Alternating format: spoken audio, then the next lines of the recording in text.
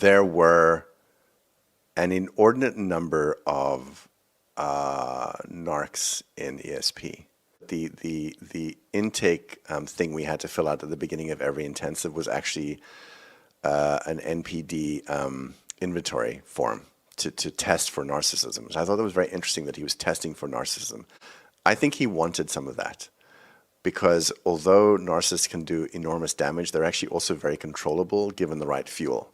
So if you can figure out what the fuel is that they require, they will be loyal to the source of the fuel. And in this case, Raniere was giving them fuel. He was putting people in certain positions where they felt this rush of power or attention, and they fucking loved it. And because they love power, they'll do pretty much anything. And I think he loved breaking them. The source is worth talking about because that was the acting curriculum. Yes, it's an acting curriculum, but there's so much more to this, because what you learn is the art of life and how to be a true student of that.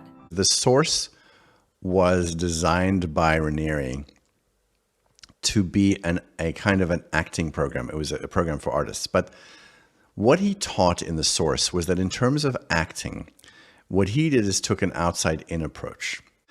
Raniere's acting technique was just figure out what is the architecture of your face that you have to modify to show a certain emotion.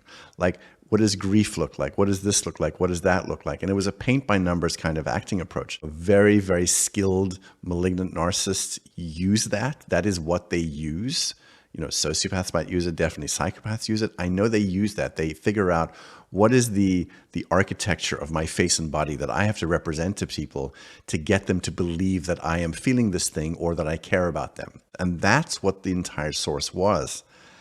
And I think for some people that were in the source that didn't have a conscience, I think it was great for them. They're like, oh, I just do this. In the source, it's hard for a person to be deeply authentic if they're inauthentic with themselves. And people who are inauthentic with themselves, the nature of being inauthentic with yourself is that you're blind to it.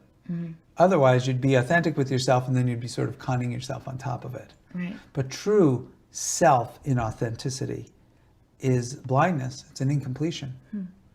But with understanding this philosophically and opening these areas up, then what are the practices? What are the actual practical tools that allow you to, if you will, it's almost custom design.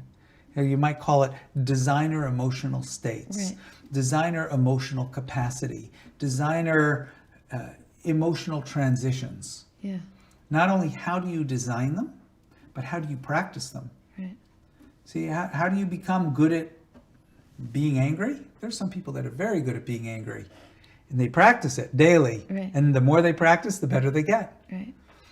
But imagine if you could have a precise understanding of emotions and the dimensions of all those emotions, and to be able to practice them and to practice the different aspects of them and practice even the experience that leads to love. It's just incredible, because I think when we first met and I first started studying the work that you produce, and just became a student of all the different exercises that you've developed and processes to build myself, I felt like I was in university for my soul.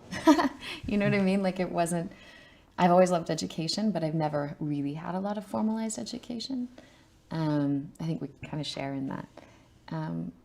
But this felt like education in terms of like nothing intellectually firm. It was more like I was educating like my inner light or my spirit or whatever. I don't know what to call it.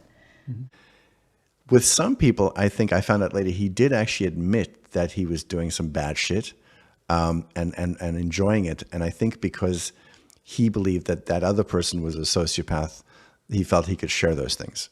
Yeah, it's dark shit. It's dark shit.